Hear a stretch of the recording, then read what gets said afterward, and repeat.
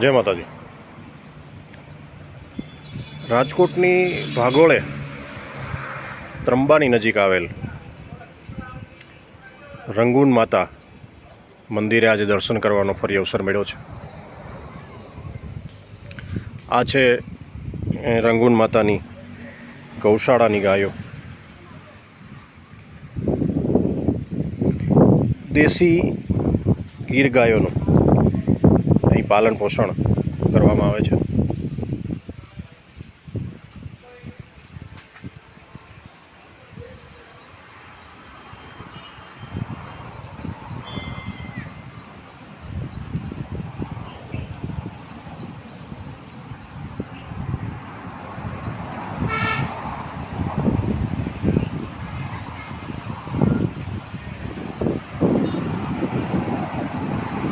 એકથી એક ચડિયાતી ગાયો અહીં નિહાળવા મળે છે.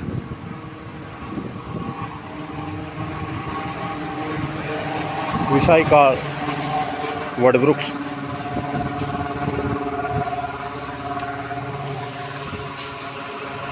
પહેલાંના સમયમાં જ્યારે વટેમાર્ગુઓને પીવાના પાણીનો પ્રશ્ન હતો ત્યારે શ્રીમંત લોકો વાવ ગળાવતા કે જેમાં પગથિયા ઉતરી અને નીચે જઈ હાથેથી પાણી ભરી અને પી શકાય.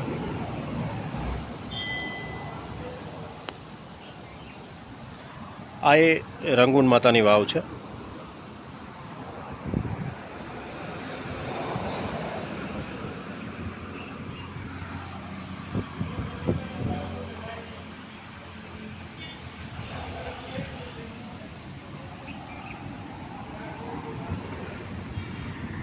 કાળા પાણાથી વાવને બાંધવામાં આવી છે અને પગથિયા પણ કાળમીન પથ્થરના જ છે. તમને બતાવું.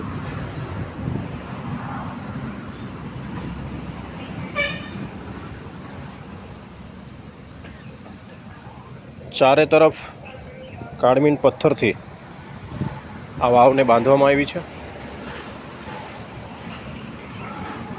છેક સુધી અંદર આવવા માટેના પગથિયા હોય છે. આમાં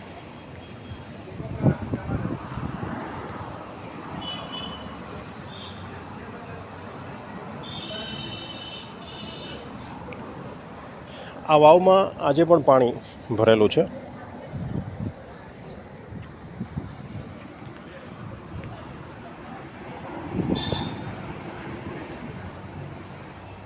કાળા પથ્થરની હાથથી થયેલી ઘડાઈ કામ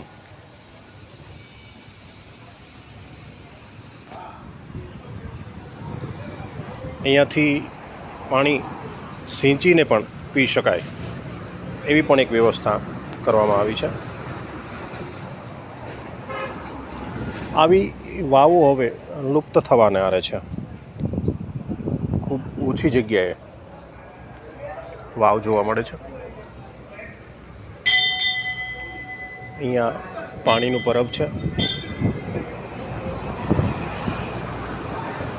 આવો દર્શન કરીએ રંગૂન માતાના.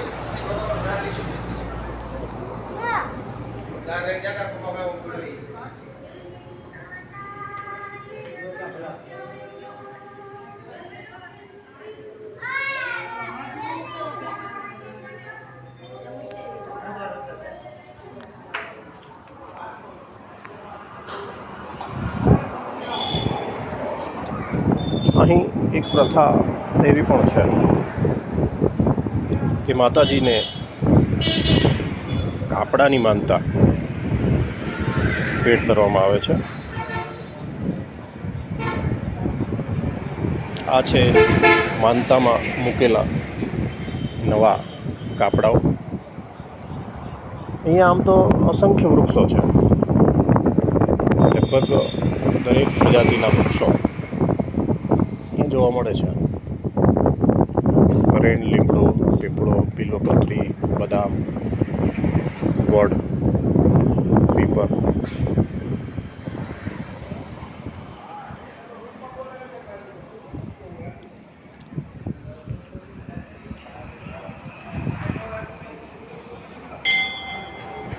અહીંયા લોકો તાવાની માનતા કરવા માટે ખાસ તો આવતા હોય છે.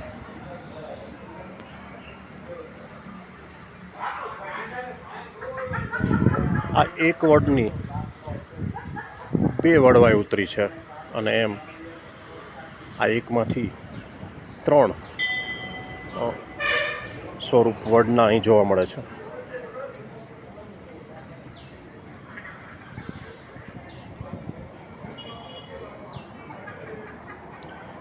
અહીંયા પ્રાંગણમાં પણ મોટા પીપળાઓ છે.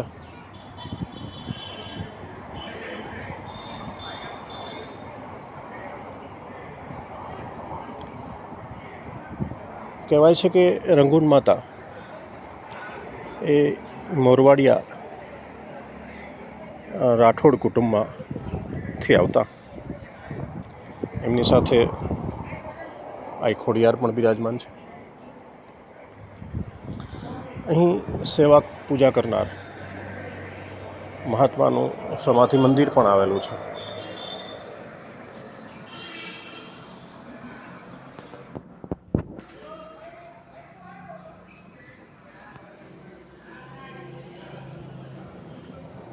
આ સમાધિ મંદિરની બાજુમાં સિદ્ધેશ્વર મહાદેવ પણ બિરાજમાન છે.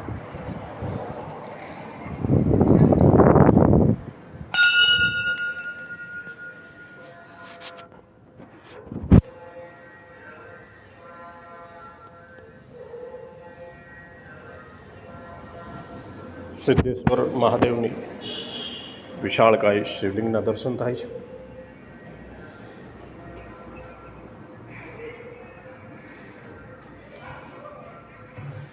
આ બાજુ ગજાનન ડાબી બાજુ અને જમણી બાજુ હનુમાનજી મહારાજ બિરાજમાન છે.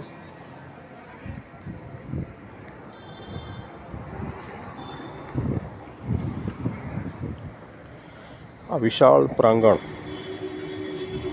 આમ તો ખૂબ મોટું છે.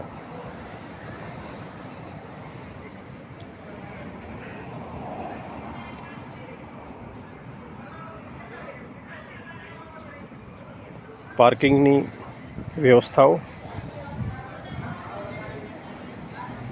અને એક સાથે જો અનેક તાવાઓ હોય તો એના માટે દેશી ચૂલા અને બકડિયા તેમજ માટીના વાસણોની વ્યવસ્થા અહીંયા જોવા મળે છે.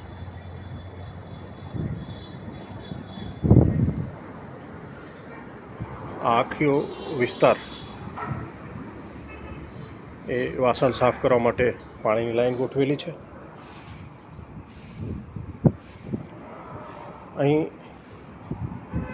એક સાથે 25 જેટલા ચૂલાઓ આ લાંબા રસોડામાં દેખાઈ રહ્યા છે.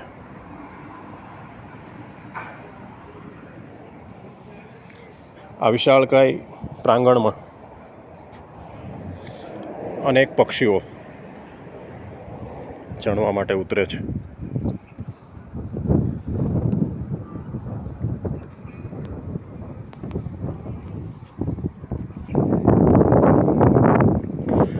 ડાબી બાજુ પાકી ગૌશાળા છે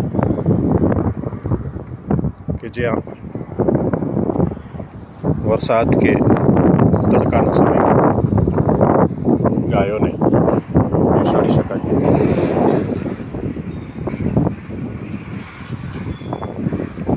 ઘેઘૂર વડના પાકેલા ટેટાઓ જે પક્ષીનો 12 માસનો ખોરાક છે.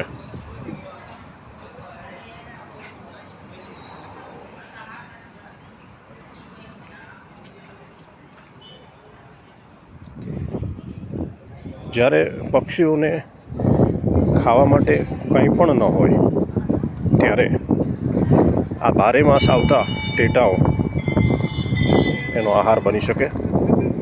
આ એક કુદરતી વ્યવસ્થા છે પક્ષીઓ માટેની.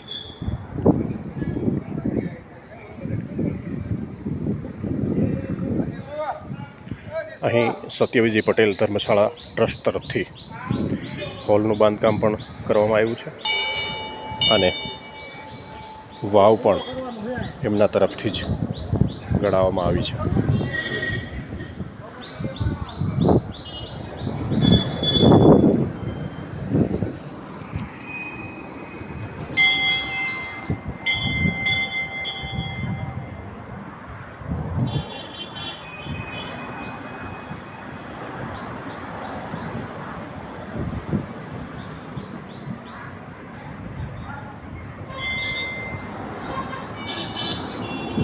મહાદેવર, જય રંગૂળ માતા.